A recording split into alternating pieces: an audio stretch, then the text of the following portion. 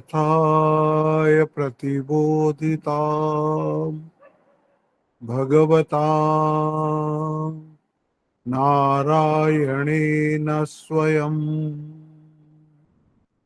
व्यासेन कथिताम् पुराणमुनिना मध्ये महाभारतम् अद्वैतामृतवर्षिणीं भगवतीम् अष्टादशाध्यायिनीम् अम्ब त्वामनुसन्दधामि भगवद्गीते भवद्वेषिणीम् वसुदेवसुतं देवं कंसचानूरमर्दनं देवकी परमानन्दं कृष्णं वन्दे जगद्गुरुम् मूकं करोति वाचालं पङ्गुं लङ्घयते गिरिं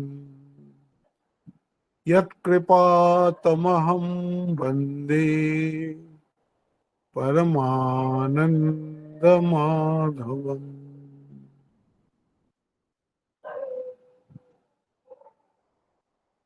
আমরা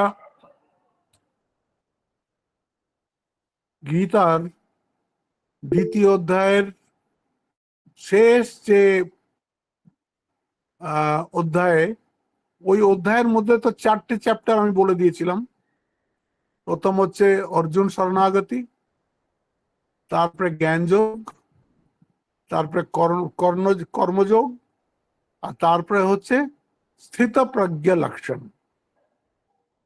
কারণ অর্জুনের মনে সন্দেহ ছিল, এরকম লোক হয় নাকি যে বিষয়ের মধ্যে থাকবে কিন্তু বিষয়ের মধ্যে সে লিপ্ত হবে না। আর সেরকম যদি লোক থাকে তাকে চিনবো কি করে, সে কিরকম ভাবে কথা বলে, কিভাবে বসে, কিভাবে ওঠে।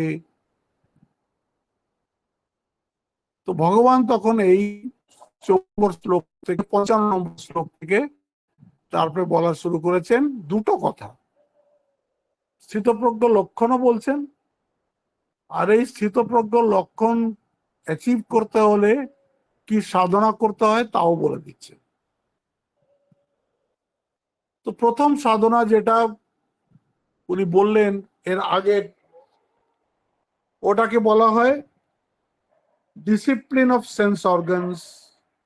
আমরা সংস্কৃতে খুব ইজিলি বলে দিই দুটো শব্দ, সম আর দম। এই কথা দুটো যত সহজে আমরা বলে দিই। আর সম মানে কি? Control of mind. দম মানে কি? Control of sense organs. উনি আগেই প্রথমে দমটাকে নিলেন। কি বললেন? তানি সর্বাণি সংযম্য युक्त आसीत मत्परः वशे हि यस्य इंद्रियाणि तस्य प्रज्ञा प्रतिष्ठिता।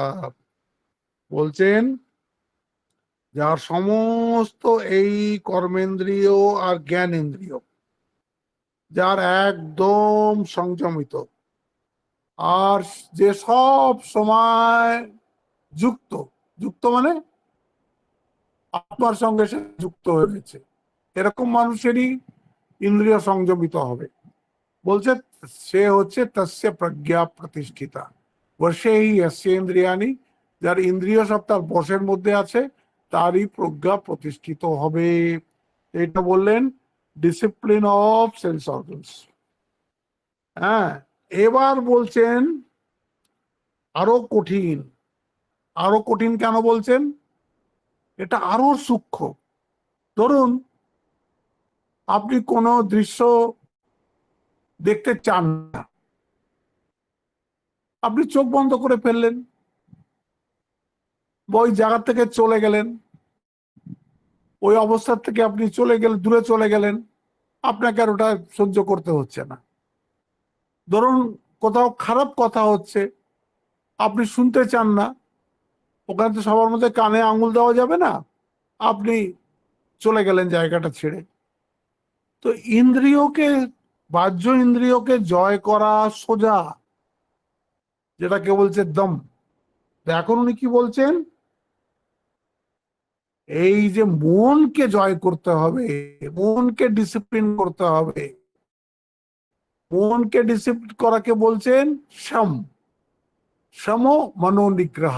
আজকের সাবজেক্ট হচ্ছে সম মনোনিগ্রহ, মানে মনকে কি করে আপনি ডিসিপ্লিন করবেন। এখন মন নিয়ে তো অনেক কথা হবে, ষষ্ঠ অধ্যায় অনেক কথা হবে, অনেক আপনি শুনেছেনও। মনের কোনো লোকেশন নেই, মনকে কন্ট্রোল করতে পারে এমন কোনো শক্তি আমাদের কাছে নেই। কেন? মন হচ্ছে কনসিয়াসনেস ইন মোশন, কনসিয়াসনেস তো সর্বব্যাপী। সেই কনসিয়াসনেস যখন এক স্থির হয়ে এক জায়গায় যাচ্ছে, তখন আমরা বলি কনসিয়াসনেস। যেই সেই কনসিয়াসনেসের মধ্যে মোশন এসে গেল, এটা কিরকম ওই ঠাকুরের গল্প, সাপ স্থির হয়ে থাকলেও সাপ, হেললে দুললেও সাপ। ঠিক মনটাও ওরকম, মনটা যদি বহির্মুখী না হয়, ভেতরে একদম সমাধিস্থ হয়ে থাকে, তাহলে ওটা আত্মা হয়ে গেল। আর যেই চোখ দিয়ে, কান দিয়ে, নাক দিয়ে, জিভ দিয়ে, ত্বক দিয়ে, হাত পা দিয়ে বাইরে বেরিয়ে গেল, ওটাই মন হয়ে গেল। আর মনকে আপনি কি করে কন্ট্রোল করবেন? এ হচ্ছে সবচেয়ে ভারী মুশকিল কাজ।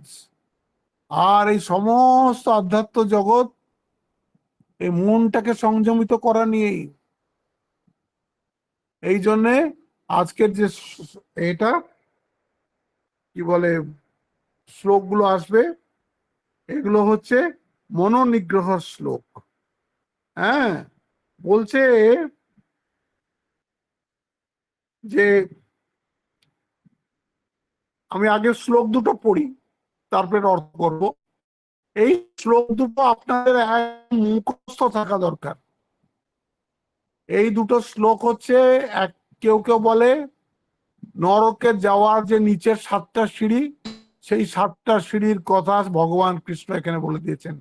7 স্টেপস টু হেল কার হবে? যার মন যার কন্ট্রোলের মধ্যে নেই। আগে আমি পড়ছি, আপনারাও নিজের বইয়ে পড়ুন।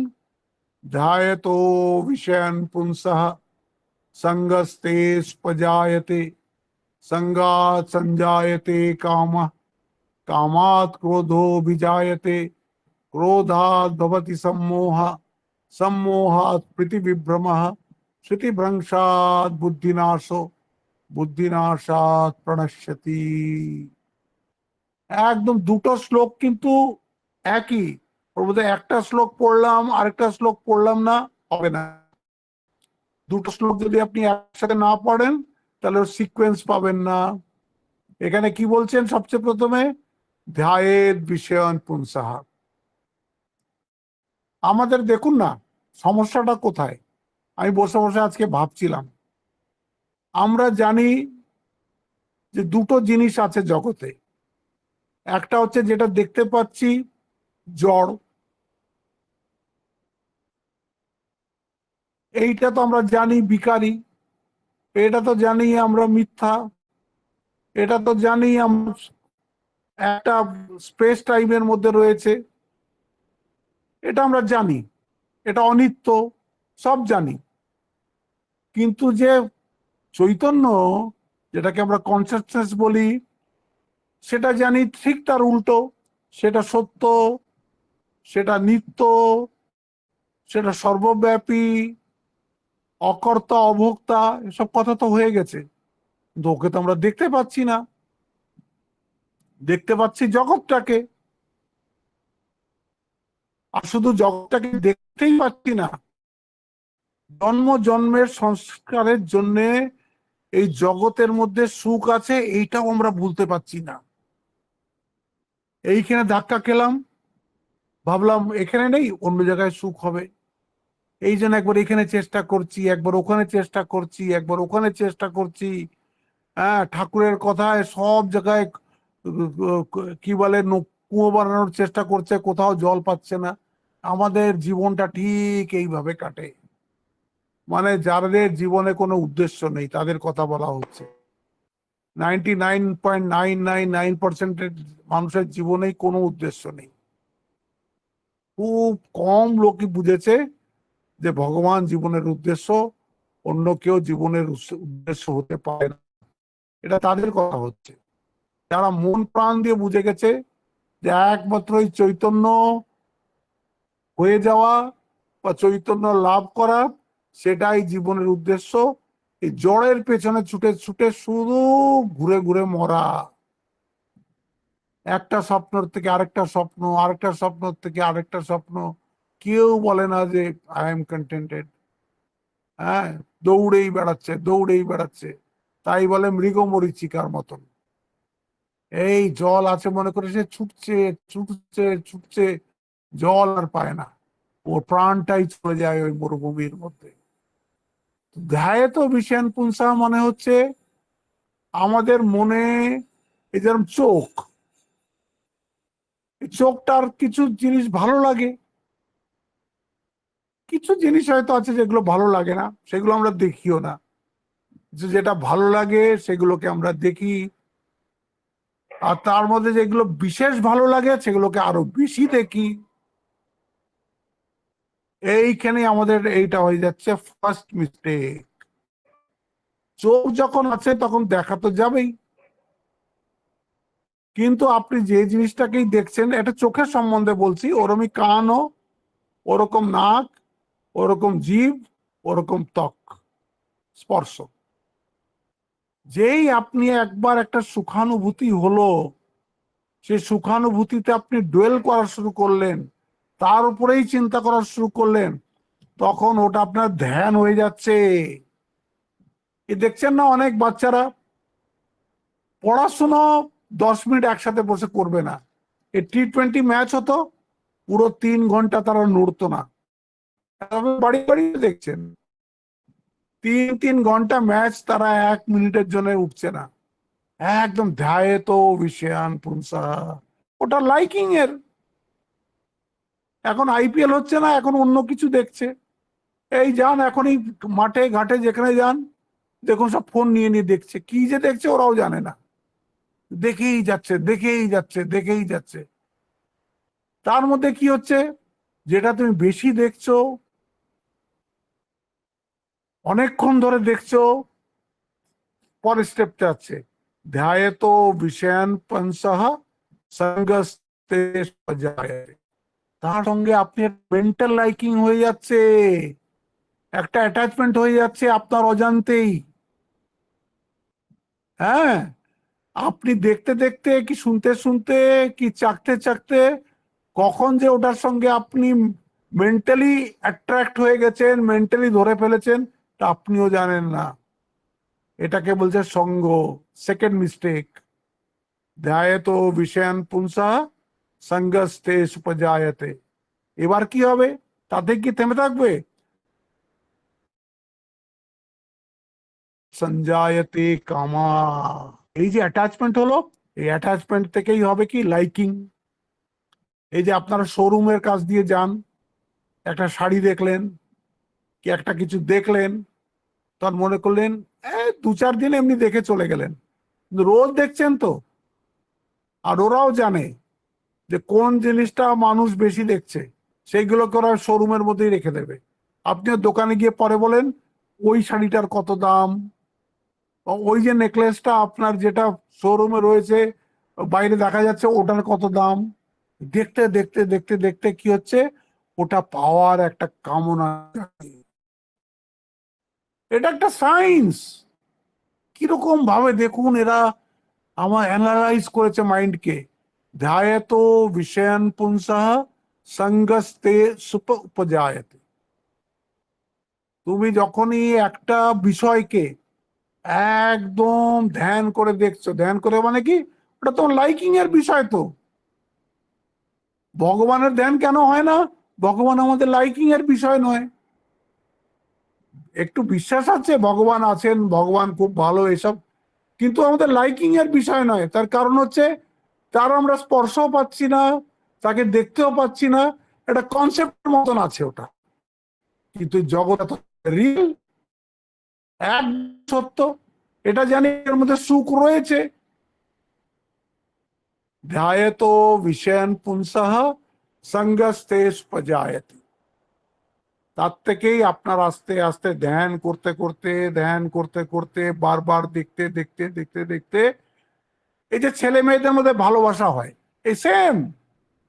আগে তো রাস্তা দিয়ে দেখে চলে গেল, কিছুই হলো না, কিন্তু রোজ রোজ দেখতে দেখতে দেখতে দেখতে তারপরে ফ্রেন্ডশিপ হয়, এটা আরো ডিপ হয়। তো রোজকার ঘটনা। সঙ্গস্তে সুপজায়তে, সঙ্গাত সঞ্জায়তে কামঃ। আমার এইটা চাই, একে না হলে আমি বাঁচবো না, একে যদি আমি না পাই আমার জীবনটা বৃথা। দেখছেন, সঙ্গাত সঞ্জায়তে কামা, এই অ্যাটাচমেন্ট থেকে আসবে ওইটা পাওয়ার ডিজায়ার, ওটাকে নিজের করে নেওয়ার একটা ডিজায়ার। যখন এত ভালো লেগে গেছে, তাহলে এই যদি আমার সব সময় সাথে থাকে, তাহলে আমার সমস্ত জীবনটাই ভালো কাটবে। সঙ্গাত সঞ্জায়তে কামা, কামাত ক্রোধ বিজায়তে। এইটা খুব কঠিন এই জায়গাটা। কামাত ক্রোধ বিজায়তে বলেছে, এটা কিন্তু হাফ বলেছে, বাকি হাফটা এখন এখানে বলবেন না। আপনি যখনই কোন একটা জিনিস ডিজায়ার করলেন, এই যে আপনি দেখছেন না মোবাইল ফোনের দোকানে সবচেয়ে বেশি ভিড়, অথচ সবার হাতে স্মার্টফোন আছে। কারণ কি? নতুন মডেল এসে গেছে, iPhone 13 এসে গেল, লাইন পড়ে গেল iPhone 13 কেনার। তারপরেই ওরা 1 বছরের 2 বছরের মধ্যে iPhone 14 বার করে দিল। ব্যাস, তখন আর 13টা ভালো লাগছে না। কিন্তু কোনো কিছু কম নেই, 13টা অতটাই ভালো, ফির যোগ করে দিয়েছে, কিন্তু এখন তখন আর 13টা ভালো লাগছে না। আচ্ছা, তখন iPhone 14 এসে গেল, ও মা, আবার 2 বছর পরে iPhone 15। আর দামও বাড়াচ্ছে ওরা, সাথে সাথে ওরা জানছে মানুষ খাবে। হ্যাঁ, iPhone 15 নিতে হবে, iPhone 14টাও বেকার হয়ে গেল। আপনার iPhone 8 9 10 6 7 ওই একই ব্যাপার, কিন্তু ও হবে না, আমার iPhone 15 চাই। iPhone 15 করতে করতে কোন রকম ইএমআই দিয়ে 2 বছরে আমার ধরুন ফোনটা এসে গেল, তার মধ্যে iPhone 16 নিয়ে এলো, বলে দিল এটা একদম পারফেক্ট ফোন। আপনিও দেখলেন এর মধ্যে সমস্ত ফিচার্স রয়েছে, এর উপরে কিছু হতেই পারে না। আপনি iPhone 16 কষ্ট করে কিনে নিলেন, তার মধ্যে ওরা নিয়ে এলো iPhone 16 Pro। ব্যাস, আর iPhone 16 ভালো লাগছে না, এখন iPhone 16 Pro চাই। একটা মেয়ে আমাকে দেখাচ্ছে দিল্লিতে এবার, আঙ্কেল আঙ্কেল বলে আমাকে, আঙ্কেল এটা iPhone 16 Pro। একদম কত দিয়ে কিনলি? বলতে 1.5 লক্ষ টাকা দিয়ে। আমি পকেট থেকে আমার 10,000 টাকার ফোন বার করে দেখলাম, এই দেখ 10,000-এ তোর কি ফারাক আছে এতে, কি কি এমন?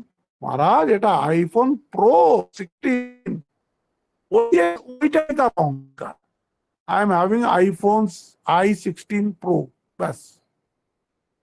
বলছে কাম এরম ভাবে বাড়ে, কাম বাড়লে, এই যদি তুমি না পাও, এখন ওইটা পাওয়ার জন্য তো ওই টাকাটা তো জোগাড় করতে হবে, হয়তো সেই টাকা আপনার কাছে নেই। এই নতুন নতুন গাড়ি বিক্রি হয় কি করে? এই আপনি কষ্ট মষ্ট করে একটা ছোটখাটো গাড়ি কিনলেন, কদিন পরেই আপনি পাশের বাড়িতে দেখলেন একটা ভালো গাড়ি এসে গেছে, আপনার নিজের গাড়ির দিকে তাকাতে ইচ্ছে করবে না, এত কম্পিটিশন। আমার ওর থেকে ভালো গাড়ি চাই, ওই পাশের বাড়িতে যেটা আছে।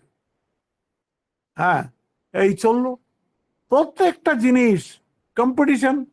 হয়তো আপনি গিয়ে শোরুমে দেখলেন একটা শাড়ি খুব সুন্দর,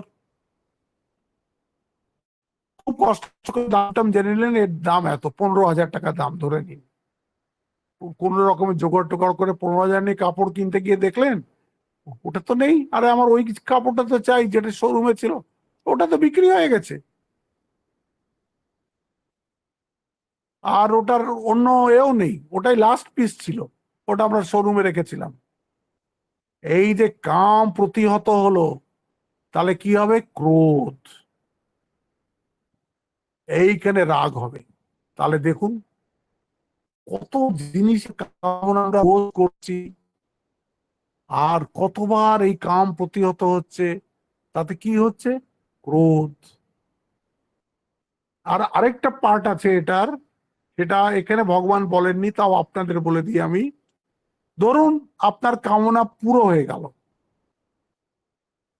সেখানে কি আপনার কামনা শেষ হলো? হলো না। আজকে ফোনের কাজটা শেষ হলো, কালকে আরেকটা শাড়ির শুরু হয়ে যাবে, পরশু একটা গাড়ির শুরু হয়ে যাবে, তারপর দিন আরেকটা কিছু শুরু হয়ে যাবে।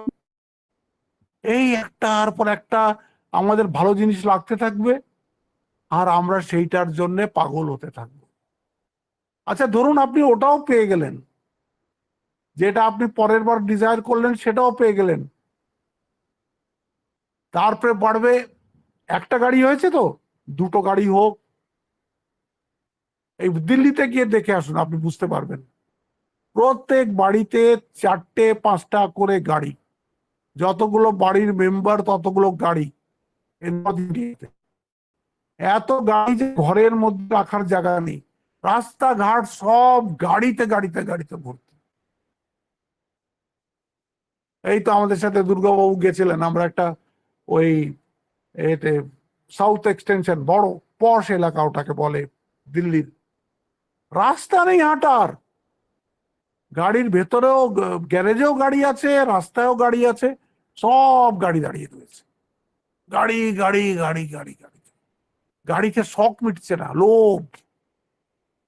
একটা কিনলেই পরের একটা, এরা তো বার করতেই থাকবে, কারণ ওদের তো কোম্পানি চালাতে হবে, ওদের লোকজনকে তো চাকরি দিতে হবে, ওদেরও তো গ্রাফ উপরে যাওয়া চাই। ওরা একটার পর একটা প্রোডাক্ট বার করে যাচ্ছে, আর আমরা যেহেতু আমাদের সেলফ কন্ট্রোল নেই, ধ্যায়তো বিষয়ান পুংসঃ, তাই জন্য দেখবেন ওরা যত না প্রোডাকশনে খরচা করে, তার থেকে বেশি খরচা করে অ্যাডভার্টাইজমেন্টে। অ্যাডভার্টাইজমেন্ট দেখুন, প্রথম প্রথম আপনি যখন একটা অ্যাডভার্টাইজমেন্ট দেখবেন ভালো লাগবে না, ওর গানটাও ভালো লাগবে না, অ্যাডভার্টাইজমেন্টের কন্টেন্টটাও ভালো লাগবে না। তো রোজ দেখাচ্ছে আপনাকে, রোজ দেখাতে দেখাতে আপনার স্যুটটা পছন্দ হয়ে যাবে, বাহ এই স্যুটটা তো খুব ভালো, তারপর প্রোডাক্টটার দিকে মন যাবে, প্রোডাক্টটাও বারবার বারবার বারবার আসছে।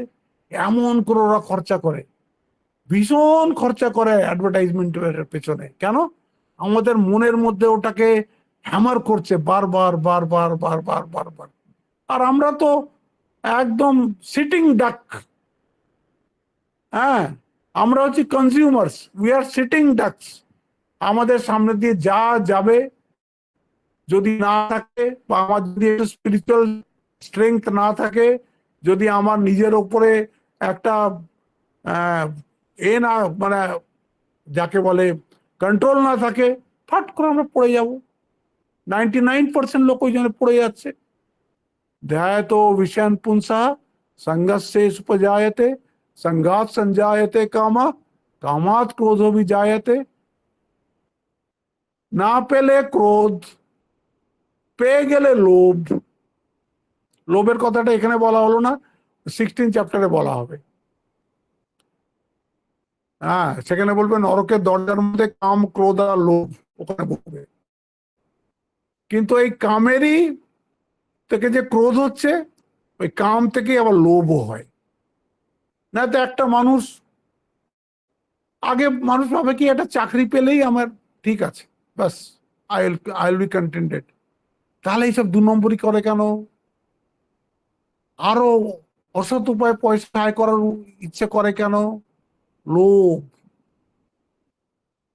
কাম থেকেই আসবে ক্রোধ, যদি কামটা প্রতিহত হয়, আর কামটা যদি স্যাটিসফাই হয়ে যায়, আসবে লোভ। তারপরে বলছে কি, ক্রোধাৎ ভবতি সম্মোহ।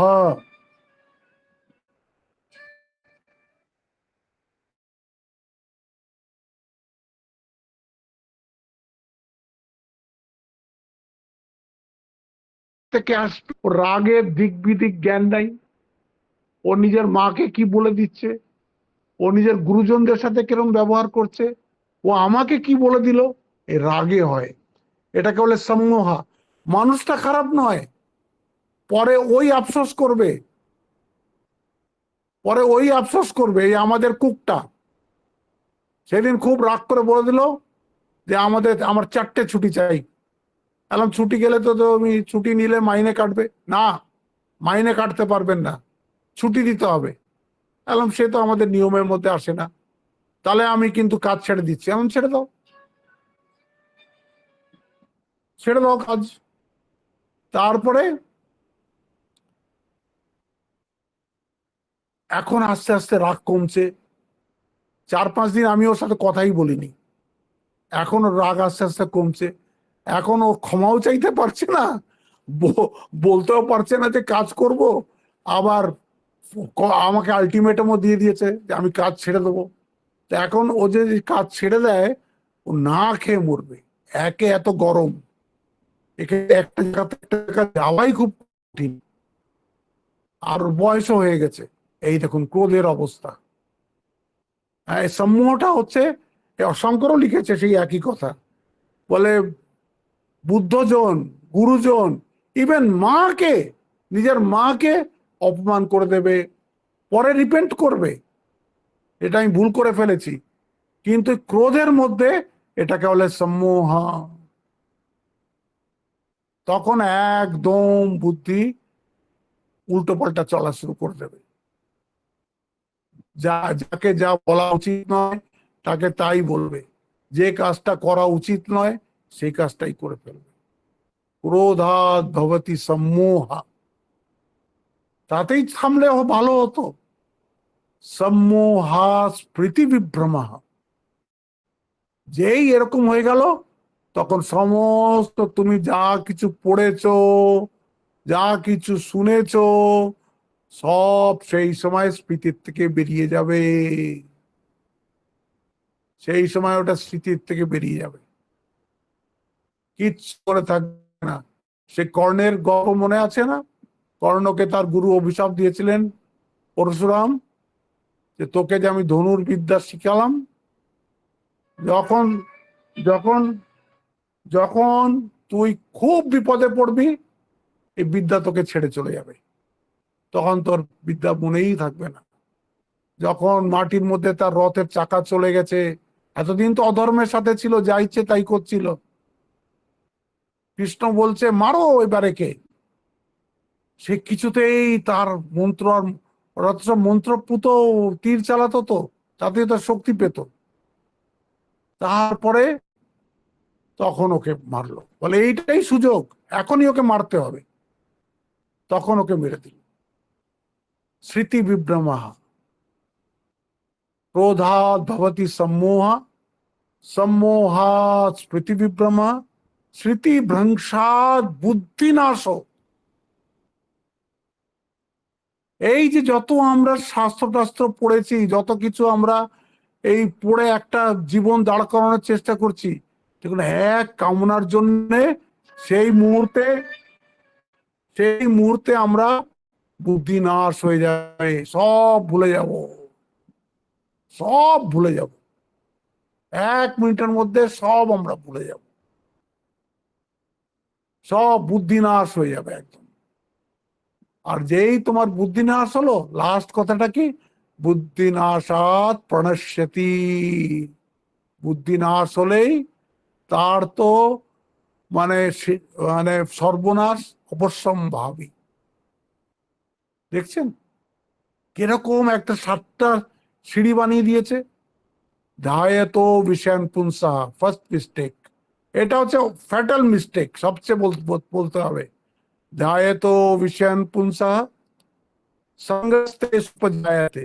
বেশিক্ষণ যেই আপনি দেখলেন, ওটার সঙ্গে আপনার একটা মেন্টাল অ্যাটাচমেন্ট হয়ে যাবে। এটাকে আমরা বেদান্তের ভাষায় বলি শোভন অধ্যাস। এ সবার হয়। আপনি মনে করছেন আমরা সাধু, আমাদের হয় না? আমাদেরও হয়, আমরাও তো জীব, শাস্ত্র মাত্র পড়েছি, কিন্তু আত্মজ্ঞান তো হয়নি। সবাই জন্য এক গ্রামার। এই সায়েন্সকে উপেক্ষা করার উপায় নেই, প্রত্যেকের হয়।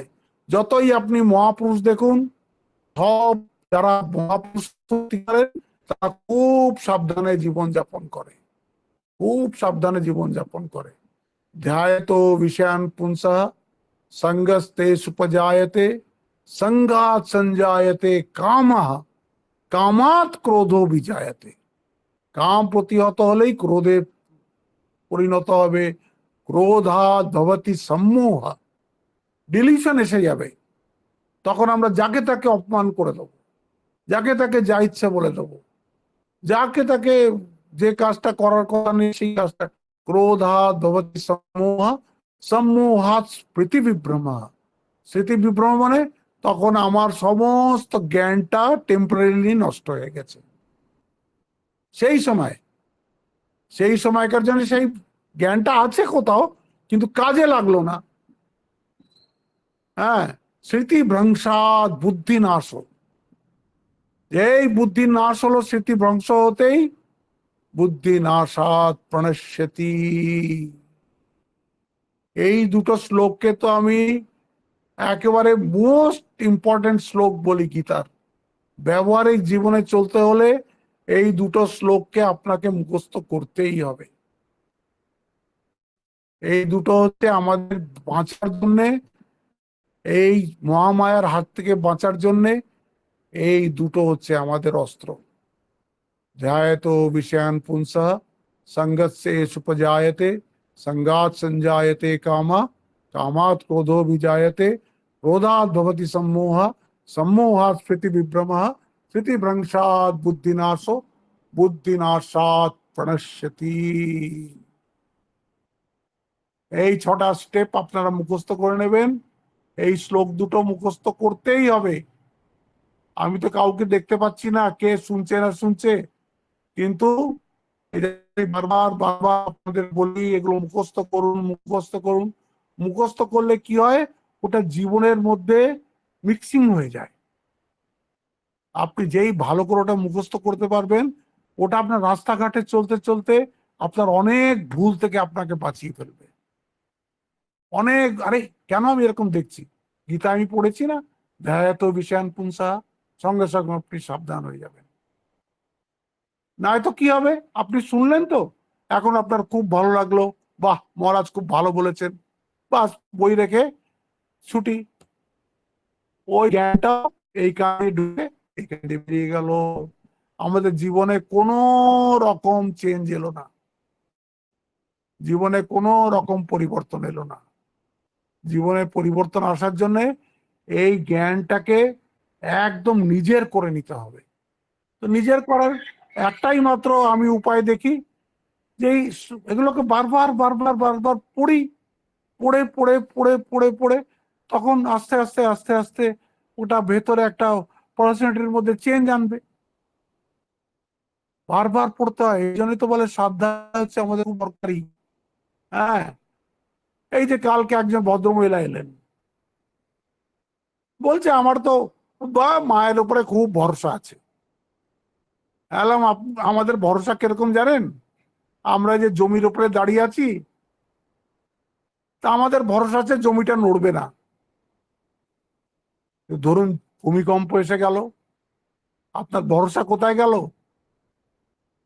তখন তো বাবারে মারে বলে একদম ছুটবেন এদিক থেকে ওদিক। আমাদের ভরসাটা ওই রকম। মা মানে হচ্ছে আমার আত্মা, সেই চৈতন্য স্বরূপিণী, সেইটাই হচ্ছে ঠাকুর। সেইখানে গিয়ে দাঁড়াতে হবে। সেইখানে অব্দি না দাঁড়ালে আমাদের এই বিশ্বাস একটা কিছু জোর ধাক্কা পেলেই একদম চুরচুর হয়ে চলে যাবে। তখন আমরা মাকেই কেঁদে কেঁদে জিজ্ঞেস করবো, আমার সাথে এরম কেন করলে মা? বলবোই বলবো, আমিও বলবো, আমিও জানি। যতই বলি ওটা বিশ্বাস নয়। ঠাকুর বলছেন না, বিশ্বাস হলো তো হয়েই গেল। বিশ্বাস হলে ও জানবে সব ভগবানের ইচ্ছায় হচ্ছে, সব ভগবানের ইচ্ছায় হচ্ছে। যতই কষ্ট হোক জানতে হবে ভগবানের ইচ্ছাই হচ্ছে। তাই এখানে এই দুটো শ্লোক আমি বারবার বলছি। এক তো বলতে গেলে দ্বিতীয় অধ্যায়টাই সবাইকে রোজ পড়া উচিত। আর আপনারা যদি পড়েন, ওটা আপনার 2-3 মাসের মধ্যে একদম মুখস্থ হয়ে যাবে, কোনো কঠিন নয়। হ্যাঁ, তো এটা আস্তে আস্তে আস্তে আস্তে পড়ুন। ধ্যায়তো বিষয়ান পুংসঃ সঙ্গস্তে जायते कामः, कामात् क्रोधो विजायते, क्रोधात् भवति सम्मोहः, सम्मोहात् स्मृतिविभ्रमः, स्मृतिभ्रंशात् बुद्धिनाशो नश्यति। তারপরে বলছে একটা খুব মজার কথা, বলছে এই যে এটা হচ্ছে এই যে স্মৃতিভ্রংশ হলো, এরপরে যে কিরকম বলছে, আজকাল তো আপনারা কম্পিউটারের যুগ, আপনারা বলেন কম্পিউটারে ভাইরাস এসে গেছে। ভাইরাস এলে কি হয়, বলে ভাইরাস যদি আসে সমস্ত ডেটা ক্র্যাশ করে দেয়, ওর মধ্যে যা কিছু আমার ডেটা রাখা আছে সমস্ত করাপ্ট করে দেয়। ওটাকে ভাইরাস বলে কেন? বলছে দেখুন, V for vital, I for information, R for resources, U for under, S for seize, VIRUS virus বলে তো, ভাইটাল ইনফরমেশন রিসোর্সেস আন্ডার সিজ। সব যা আপনি কম্পিউটারের মধ্যে আপনার যা কিছু ভাইটাল ইনফরমেশন ডাটা টাটা রেখেছিলেন সব কিছু কবজা করে নিয়েছে। এই ব্রেনের ভাইরাস হচ্ছে এই স্মৃতিভ্রংশাৎ বুদ্ধিনাশো, বুদ্ধিনাশ, বুদ্ধিনাশাৎ প্রণশ্যতি। যেরকম কম্পিউটার ক্র্যাশ করে যায়, মানুষও ক্র্যাশ করে যায়। এই জন্যে খুব, এই যে গীতার শ্লোক, প্রত্যেকটা শ্লোক একদম আমাদের জীবনকে দেখিয়ে দিচ্ছে কোথায় আমাদের ভুল হচ্ছে। কোন এরা ডুজ অ্যান্ড ডোন্টস দিচ্ছেন, আপনি দেখছেন অন্য অন্য ধর্মগ্রন্থে কি হয়, আমাদের এটাকে যেন ধর্মগ্রন্থ বলে মানেই না, এটাকে আমরা মানি কিভাবে বাঁচবো তার সায়েন্সটা এখানে দেওয়া আছে, science and technology of how to live. কোথাও তো ধর্মগ্রন্থের ব্যাপারই নয় এটা, আমাদের নিজের জীবন আমরা কি করে বাঁচবো সেই ব্যাপারটা এই গীতা বলে দিচ্ছে। প্রতি পাতায়, প্রতি শ্লোকে, প্রতি অক্ষরের মধ্যে এক গীতা পড়লেই আপনার সর্বশাস্ত্র পড়া হয়ে গেল, সব শাস্ত্র পড়া হয়ে গেল। এখানে বলে দিলেন যে এই দুটো শ্লোকে বুদ্ধি নাশাৎ প্রণশ্যতি। তারপরে পড়ছি, আজকে টাইম আছে আর টাইম নেই তো শম্পা, 29 হয়ে গেছে, দুটো 2:29 হয়ে গেছে, কালকে করব। হ্যাঁ, এই 64 নম্বর শ্লোক থেকে কালকে করব, ঠিক আছে? ঠিক আছে। ওম শান্তি শান্তি শান্তি, হরি ওম তৎসৎ, শ্রীরাম কৃষ্ণার্পণমস্তু। একটা খুব দরকারি বারবার ফোন আসছে, ওটাকেও আমাকে অ্যাটেন্ড করতে হবে, ওটা আমি বারবার কেটে দিচ্ছি, আমি ওটা করি এবার। হ্যাঁ, ঠিক আছে, ঠিক আছে। প্রণাম মহারাজ, কেটে দিচ্ছি বারবার। ওটুকু আমাকে ধরতে হবে এখন। প্রণাম মহারাজ। প্রণাম মহারাজ। প্রণাম মহারাজ। কত ভালো বলেন, ঘরে বলতে পারছো তো কি বলে, কি কথা হবে যদি তাও তো আমি বুঝতেন, আমারও তো আর তুমি আর গলা ধরে দিয়ে মরবি, দরকার নেই। মহারাজ কি তোমাকে নিজের জানার ইচ্ছে থাকা চাই না।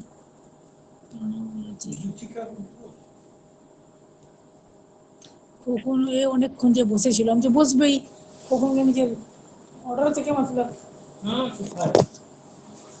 বাপুদের বলে বলছিল কখন এ দু তিন দিন আগে গেছিল, অনেকক্ষণ গিয়ে বসেছিল, কেন বসবে না, ওকে চাই ওই অর্ডার। আমি জিজ্ঞেস করি না, আগে আমি জিজ্ঞেস করি দিল্লি জুথিকার